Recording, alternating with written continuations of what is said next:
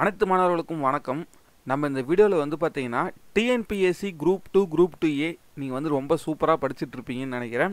So இதில் general தமிழில் வந்து பார்த்தீங்கன்னா நீங்கள் 95+ கொஸ்டின்ஸ் போட்டிங்கன்னா கண்டிப்பாக ப்ரிலிமினரி எக்ஸாமை நீங்கள் 100% கிளியர் பண்ணிட முடியும்.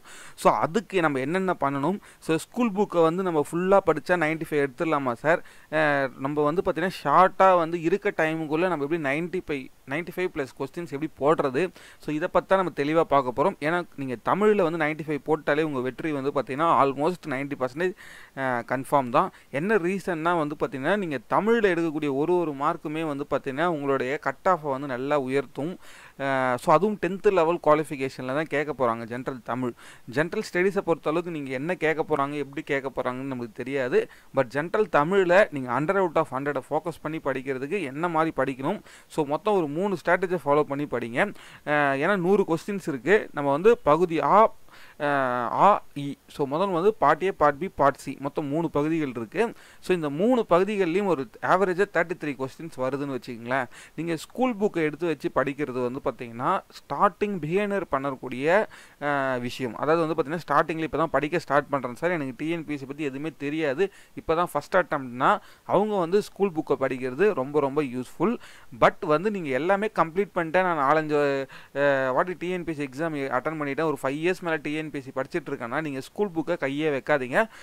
சிலபஸை டவுன்லோட் பண்ணி பிரிண்ட் அவுட் எடுத்துக்கிட்டு சிலபஸ் வைஸ் வந்து ரிவிஷன் பண்ணுங்கள். ஏன்னா ஸ்கூல் புக்கில் வந்து பார்த்தீங்கன்னா தேவையில்லாத நிறைய லெசன்ஸ் இருக்கும், நம்மளுக்கு தேவையில்லாத பார்ட் நிறைய இருக்கும். ஸோ அது எல்லாமே நீங்கள் படித்து டைம் வேஸ்ட் பண்ணாதீங்க. புதுசாக படிக்கிறவங்க ஜென்ரலாக பேசிக்காக எல்லாம் நிறைய விஷயம் தெரிஞ்சுக்கிட்டோன்னு சொல்லிட்டு படிப்பாங்க.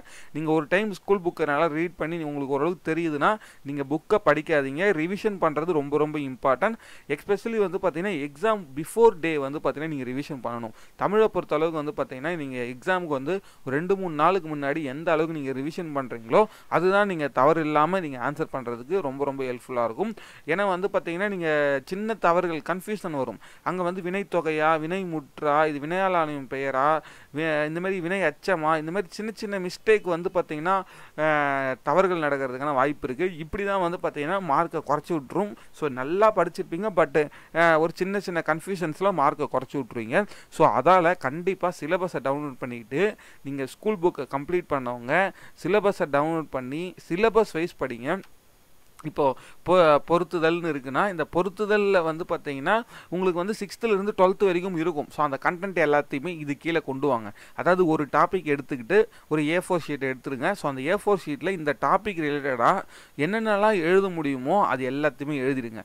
டாபிக் வைஸ் நோட்ஸ் ரெடி பண்ணுங்கள். இப்போ யூனிட் 2க்கு அதே மாதிரி ஒரு 5-6 பேஜஸில் நோட்ஸ் கொண்டு வாங்க.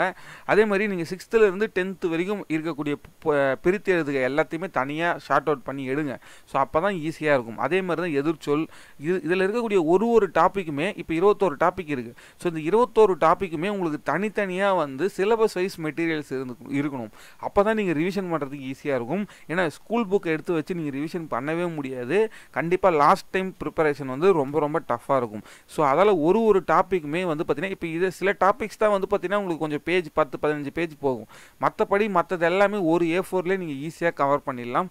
இப்போ ஃபார் எக்ஸாம்பிள் வந்து பார்த்தீங்கன்னா இந்த வேர் சொல்லாக இருக்கட்டும், அகர வரிசைப்படி சொற்களை சீர்படுத்த, இது எல்லாமே வந்து பார்த்தீங்கன்னா நீங்கள் ஜஸ்ட்டு அதோட பேசிக் தெரிஞ்சுக்கிட்டாலே போதும். ஆ டு அக்கு வரைக்கும் அந்த வரிசை தெரியணும், கா டு நா வரைக்கும் அந்த வரிசை தெரியணும். ஸோ எப்படி வந்து நம்ம வந்து ஃபஸ்ட்டு இம்பார்ட்டன்ஸ் கொடுக்கணும், இதை மட்டும் நம்ம அந்த ப்ரொசீஜர் மட்டும் தெரிஞ்சிட்டாலே கிராமரில் நீங்கள் ஈஸியாக எடுத்துடலாம்.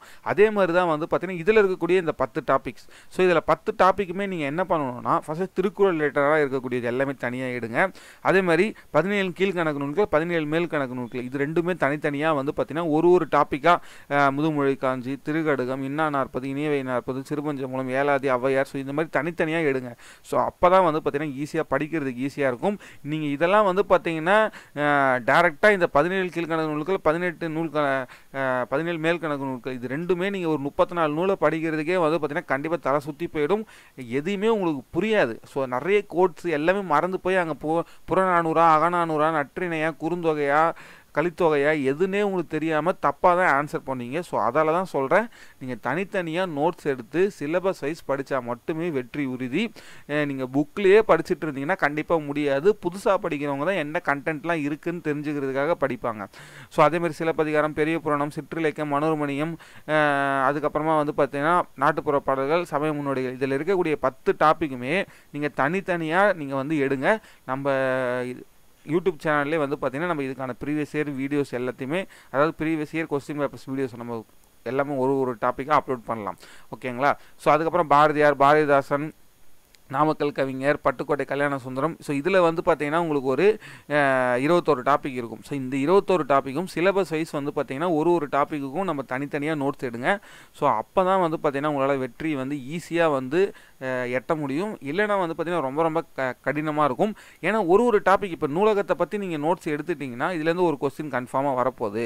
இப்போ உணவே மருந்துலேருந்து ஒரு கொஸ்டின் வரப்போகுது. ஸோ அந்த மாதிரி நீங்கள் படிக்க நீங்கள் ஒரு மார்க்காக கெயின் பண்ணிவிட்டு வந்துக்கிட்டே இருப்பீங்க. ஸோ அப்போ உங்களுக்கு கன்ஃபியூஷன் வராது. இப்போ ஃபார் எக்ஸாம்பிள் இங்கே 3 வீக்காக வருதுங்களா, அதே டாபிக் 9வதுலேயும் வந்து பார்த்தீங்கன்னா இங்கே ஒரு 3 வீக்காக வருது. ஸோ நீங்கள் சிலபஸ் எடுத்து பார்த்தா தான் தெரியுது. ஸோ 9th டாப்பிக்லையும் கவர் ஆகுது, சேம் டைம் 20 டாப்பிக்லையும் வருது. ஸோ அப்போ ஒரே டைம் படித்தாலே போதுமானது. ஸோ அது மாதிரி வந்து கரெக்டாக பிளான் பண்ணி படிங்க. ஸோ அப்போ தான் வந்து ஈஸியாக இருக்கும். வேறு ஏதாவது டவுட்னாலும் கமெண்ட் பாக்ஸில் கமெண்ட் பண்ணுங்கள். நம்ம சேனலுக்கு இப்போ தான் புதுசாக வந்திருக்கீங்கன்னா நம்ம சேனல் வீடியோஸ்லாம் தொடர்ந்து பார்த்துட்டு உங்களுக்கு பிடிச்சா சேனலை வந்து சப்ஸ்கிரைப் பண்ணுங்கள். தேங்க்யூ.